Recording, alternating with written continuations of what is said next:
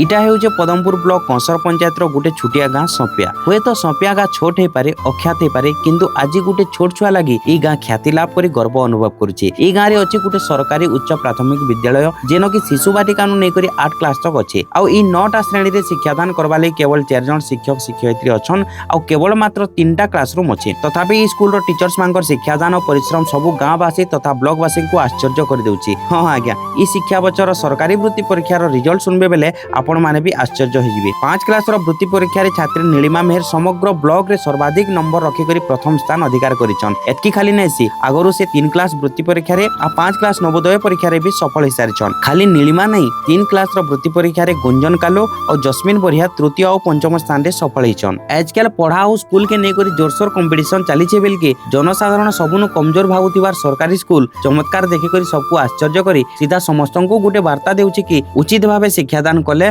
परिश्रम कले छोट स्कूल बड़ स्कूल नहीं लगे सबु स्कूल रु एपीजे अब्दुल कलाम बाहरी पारबे कल्पना चावला बाहरी पारबे। निश्चित भावे नीलिमा गुंजन और जस्मिन सबको लई गुटे प्रेरणा हेबे। ई सफलता पछे शिक्षक करुणाकर मेहर तथा अन्यान्य शिक्षकंकर शिक्षादान और माँ बापांकर सहयोग जड़ित अछि। आज ई घटनाटा गुटे सीधा सलग वार्ता देउछि कि केबे काके छोट कि कमजोर नहीं भापार कथा छात्री मानकर कृति देखि करी स्कूल तरफ तांको सम्मानित करा जायतिला। नीलिमा मेहरकर बापा पवित्र मेहर और माँ अहल्या मेहर खुशी रे स्कूल रो सबु छुआ को मीठा बांटी थिले और सबु शिक्षक शिक्षयित्री को सम्मानित करबार संगे धन्यवाद जणैतिले। स्कूल रो प्रधान शिक्षक विधुभूषण साहू को भी बहुत धन्यवाद। शिक्षक माने भल थिले स्टूडेंट माने निश्चित भावे भल बाहरबे। शिक्षक हेउछन हमर देश रो भविष्य तैयार करबार बढ़ेई। हमको बहुत खुशी लागला ई वर्ष 3 जन छात्री हमर सरकारी वृत्ति परीक्षा रे उत्तीर्ण होइछन।